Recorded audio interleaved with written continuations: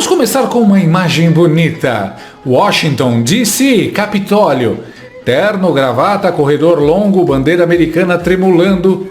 E do outro lado do balcão, Alexandre de Moraes, o vilão brasileiro tentando não ser citado de novo num formulário do Tesouro Americano. Porque sim, meus amiguinhos, Paulo Figueiredo e Eduardo Bolsonaro estão de volta ao jogo. Não é reboot, não é spin-off, é sequência direta com um orçamento maior e vilão mais nervoso. Eles anunciaram reuniões em Washington nesta sexta-feira para tentar retomar as sanções da Lei Magnitsky contra Alexandre o Grande. E antes que alguém diga: "Ah, isso é difícil", Paulo já respondeu: difícil era conseguir sancionar da primeira vez. Ou seja, se já caiu uma vez, cai de novo. Lei de Hollywood. Pergunta pro Jason, pro Fred, pro Thanos. Paulo, é possível que as sanções Magnitsky sejam reinstituídas ao Alexandre de Moraes? É extremamente possível. Certamente não é fácil, mas também não era fácil que ele fosse sancionado. E a gente vai continuar fazendo de tudo para que isso aconteça. Olha, eu já deixo claro, amanhã, mais uma vez, Eduardo e eu estaremos em Washington, em reuniões em busca de uma política externa americana mais favorável ao Brasil. Não tem jogo perdido. Ah, meu Deus, tomamos como é que eu posso chamar isso? Um contratempo forte? Tomamos. De fato, foi um contratempo forte. De fato, não era algo que nós esperávamos, planejávamos ou queríamos. Mas a vida é assim, não tem jogo perdido, não tem mimimi, não tem essa de ficar chorando embaixo do lençol. Nós temos os canais, temos os meios de comunicação, estão abertos e nós vamos continuar fazendo pressão, inclusive retomando a pressão por meio do Congresso dos Estados Unidos para que o presidente Donald Trump volte a designar Alexandre de Moraes como violador de direitos humanos. Então, hoje, toda a documentação está pronta. A gente só precisa acrescentar esses novos fatos como a continuidade da tortura do presidente Jair Bolsonaro. E seguir no processo de convencimento e persuasão de que esta, embora possa ter sido uma decisão oportuna momentaneamente, e a gente vai falar sobre Venezuela aqui hoje, para os interesses americanos, não é uma medida oportuna no longo prazo para a relação dos Estados Unidos com o Brasil. Não é, porque essas pessoas vão sair daí em algum momento. E os Estados Unidos sempre foram defensores dos direitos humanos. E a gente vai falar sobre isso no programa de hoje. Então, sim, vamos continuar trabalhando para uma política externa mais favorável ao Brasil, vinda dos Estados Unidos. Claro, Donald Trump sempre vai priorizar o interesse americano, mas nós vamos trabalhar para que isso também leve em consideração as necessidades urgentes e prementes do povo brasileiro. E isso inclui, sim, por que não, a possibilidade da restituição das sanções ao Alexandre de Moraes. E aqui entra a primeira ironia deliciosa. A esquerda brasileira trata a Magnitsky como se fosse lenda urbana, tipo loira do banheiro. Mas, curiosamente, quando o nome do ministro apareceu na lista, o governo brasileiro entrou em modo missão impossível, correndo para apagar incêndio. Eduardo Bolsonaro foi direto. Reunião no Congresso americano com Jim Jordan, presidente do Comitê Judiciário. O mesmo Jim Jordan que liderou o relatório Twitter Files Brasil. Basicamente o dossiê que mostrou para o mundo que o Bananil virou um laboratório de censura com CPF e toga.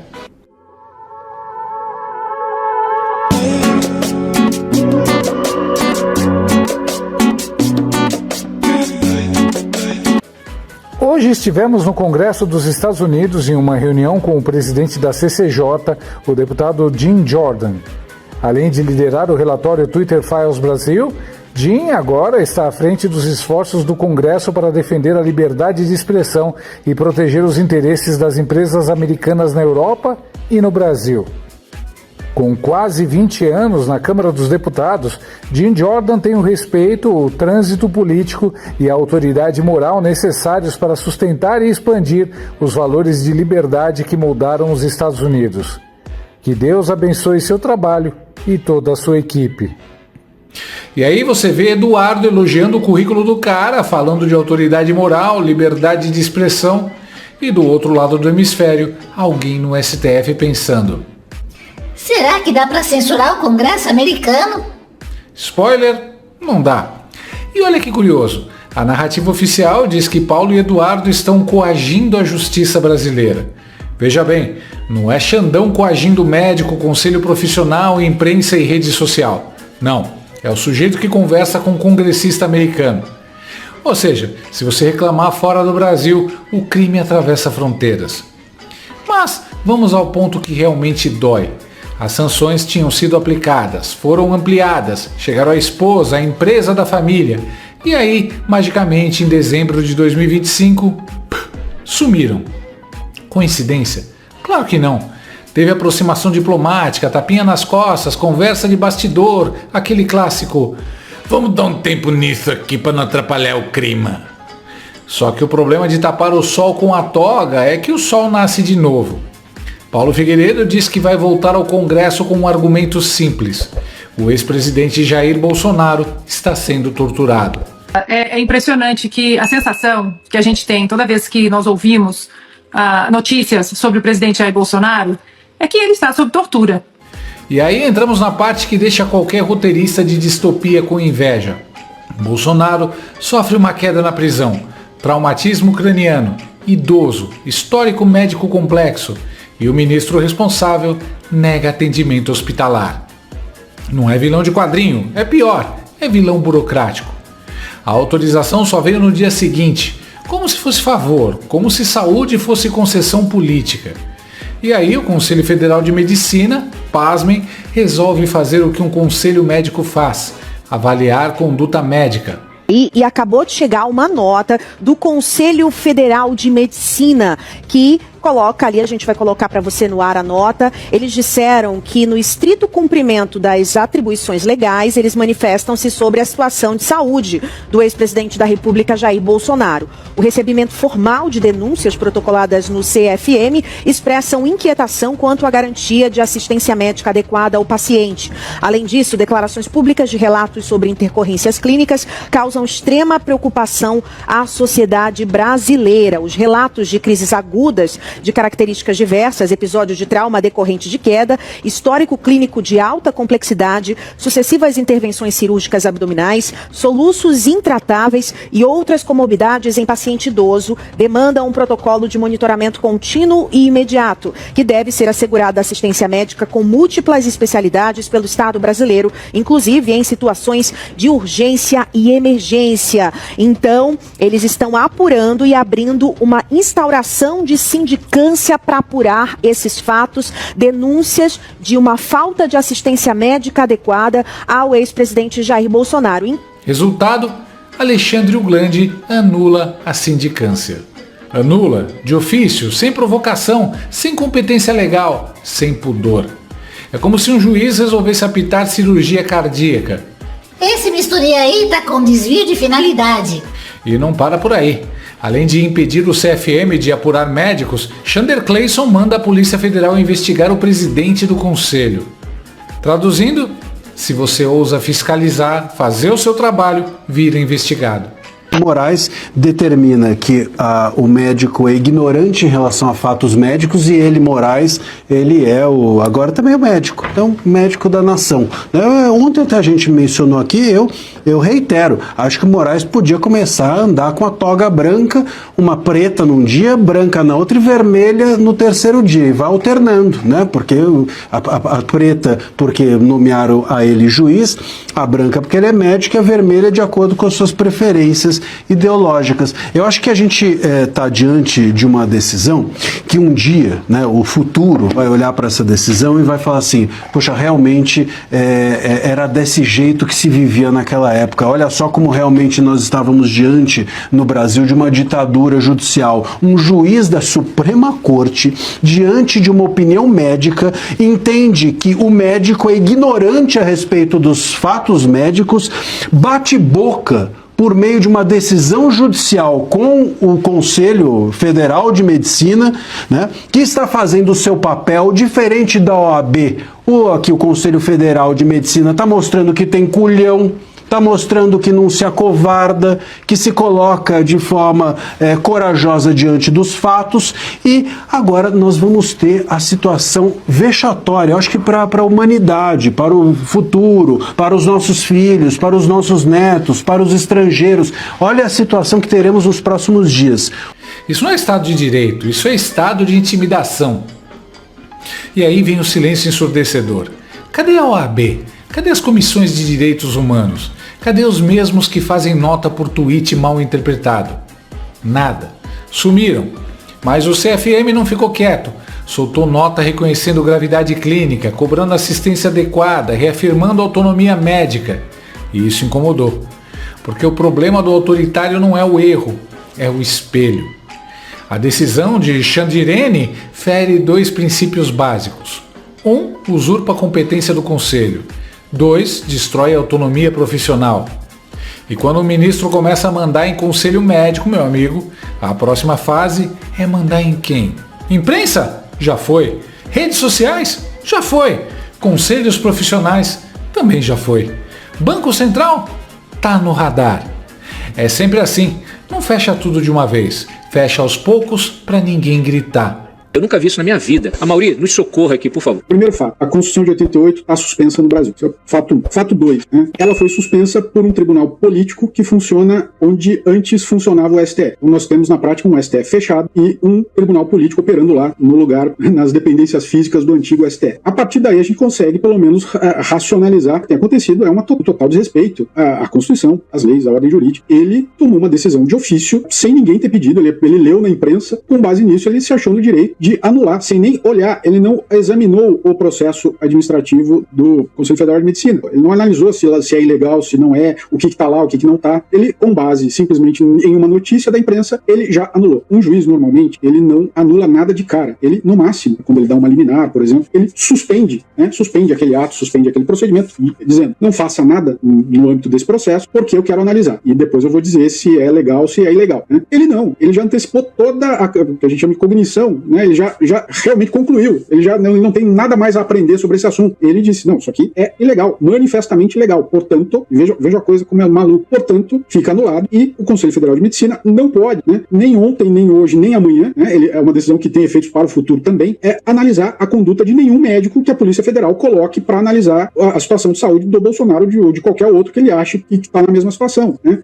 A rigor, né, um médico que atenda o Bolsonaro, que atenda qualquer ali dos presos sob a guarda, né, entre muitas aspas, do Alexandre de Moraes, pode fazer o que quiser, pode aplicar injeção letal, pode, enfim, torturar, pode arrancar a pele. Ele não vai sofrer nenhuma sanção disciplinar no âmbito do Conselho Federal de Medicina, né? Ele pode descumprir de A a Z as suas obrigações como médico, que ele não é responsabilizável. É difícil a gente ficar fazendo comparação com o regime nazista, mas, na verdade, só tem essa mesmo, é muito escabroso. Isso me lembra aquelas experiências médicas que eles faziam em campos de concentração. Todas as regras do juramento que os médicos fazem quando se formam eram violadas, viravam de cabeça para baixo. Esse é o primeiro problema. E veja, é um problema que contraria a própria lei que constitui o CFM. O presidente do CFM reagiu, disse que não havia justa causa, defendeu a legalidade do procedimento, foi elegante. Já o presidente do Sindicato Médico do Rio Grande do Sul foi direto. Interferência externa em sindicância médica é inaceitável. Preciso me posicionar sobre a intervenção do STF no CFM. A nossa visão é de que é inaceitável qualquer tipo de interferência. O Conselho Federal de Medicina, quando vislumbra uma perspectiva de não cumprimento do Código de Ética, tem obrigação de avaliar. E ele mandou que um conselho local fizesse uma sindicância, o que é uma obrigação pelo Código de Ética. Se nós tivermos o STF interferindo em condutas que são tomadas dentro da ética médica, nós não teremos como defendê-la. E é justamente por isso que o Sindicato Médico e eu pessoalmente defendemos que o Conselho Federal tenha autonomia para decidir quem e quando cobrar a ética médica. É justamente por isso que, nesse momento, defender as entidades, especialmente o CFM, é defender você, meu colega médico. Macho. Porque quando a medicina perde autonomia, quem decide no leito não é o médico, é o poder.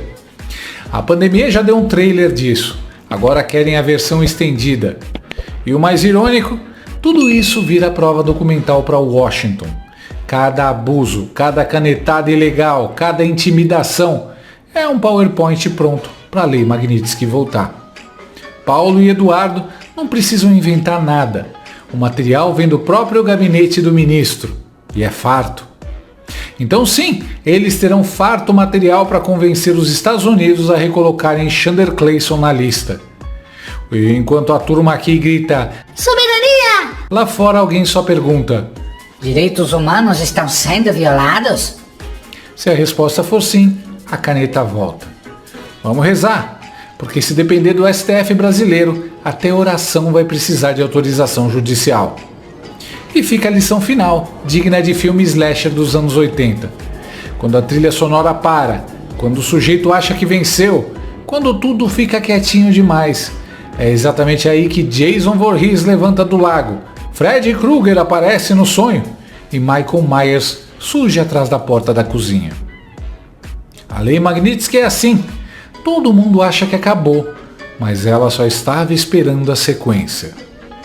Em relação a Jair Messias Bolsonaro, imputação específica de liderar a organização criminosa, procedência total da ação penal.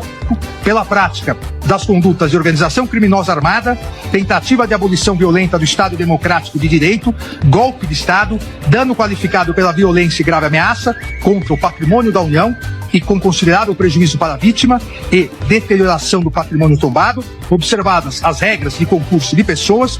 Brasilinas e brasilinos, preparem seus corações, seus armários e principalmente preparem os gatilhos emocionais da esquerda. Lembra quando o Joesley Batista, que é amigo do Lula, pegou um jatinho particular e foi negociar com Maduro lá em Caracas? Isso em novembro passado? Pois é, o Washington Post acabou agora de revelar as conversas entre o Maduro e o Joesley. E eu vou te contar tudo que eles conversaram e vou mostrar que baixo nível está por trás desse encontro que eles tiveram e como isso é perigoso para o Brasil. Eu sou André Marcilli, advogado, professor de Direito, e peço a vocês que antes de qualquer coisa se inscrevam aqui no canal, deixem também o seu like, cliquem no joinha, assim o algoritmo distribui esse conteúdo para mais gente e considere se tornar membro clicando na aba Seja Membro e tendo acesso aos nossos conteúdos exclusivos. Olha só, o que aconteceu? O Washington Post revelou as conversas entre o Maduro e o Joesley nesse encontro. Sabe o que o Joesley foi fazer lá? Oferecer para o Maduro a Turquia. Ele iria para a Turquia, ser exilado lá na Turquia para não ser extraditado para os Estados Unidos. Óbvio que a Turquia, depois dessa revelação, não comentou o assunto, mas claramente que tudo estava arranjado. Ele iria num asilo, ele e a mulher dele, o Maduro e a mulher dele, iriam para um asilo na Turquia e ficariam ali garantidos, viveriam bem, sem serem presos, sem serem extraditados para os Estados Unidos. No meio desse acordo, ainda havia uma determinação para que a Venezuela rompesse com Cuba e também tinha ali uma negociação que teria de ser feita de acesso dos Estados Unidos a metais críticos e petróleo. Bom, o Maduro recusou a oferta do Joesley e disse que não toparia. Veio o Joesley e relatou isso, segundo o Washington Post, para os Estados Unidos. Os Estados Unidos disseram que o Joesley não foi lá a mando dos Estados Unidos, mas que ele, país, né, os Estados Unidos, consideraram relevantes as informações que o Joesley lhes passou. Bom, isso daqui é de um baixo nível, porque assim, não interessa se o Joesley foi a mando dos Estados Unidos, se o Joesley foi a mando do Lula, se o Joesley foi a mando de quem for, a mando de alguém ele foi. E ele não deveria ir a mando de ninguém, porque o Joesley, sinceramente, ele tem uma ficha corrida gigantesca. É um absurdo ele ser uma espécie de ministro das relações exteriores fantasma do Brasil. Um cara um empresário que simplesmente tem uma ficha corrida policial longuíssima, com um histórico de suborno e propina para mais de 1000 políticos. Atuar em nome, seja lá de quem for, dos Estados Unidos ou do Brasil, ou dos dois, o que é bem mais provável. Porque vamos considerar aqui que a possibilidade de que o Brasil, o governo Lula, chegou para os Estados Unidos e falou assim, é provável que tenha sido isso. Olha, eu tenho uma pessoa que pode ir lá na Venezuela negociar com Maduro aquilo que vocês querem, que é ou a renúncia dele, ou a entrega dele, ou o que for. E em troca disso, se eu arranjar essa pessoa para vocês, Estados Unidos, vocês me aliviam aqui nas tarifas, vocês aliviam o Moraes da Magnitsky. E os Estados Unidos toparam. Essa é que é a verdade. Muito provavelmente foi isso que aconteceu. O Lula ofereceu o Joesley como mensageiro E os Estados Unidos toparam. Não deu certo, mas foi isso. Então, enquanto você está aí, meu caro, batendo palma para um, batendo palma para outro, enquanto está o Lula falando mal do imperialismo norte-americano, enquanto está o Trump falando mal do comunismo brasileiro, eles estão todos ali conversando e negociando. E o Joesley, que é a pessoa menos indicada para, entregar um papel daqui para ali, foi se tornar uma espécie de diplomata fantasma brasileiro. É realmente de arrepiar o cabelo, não vou nem dizer de onde.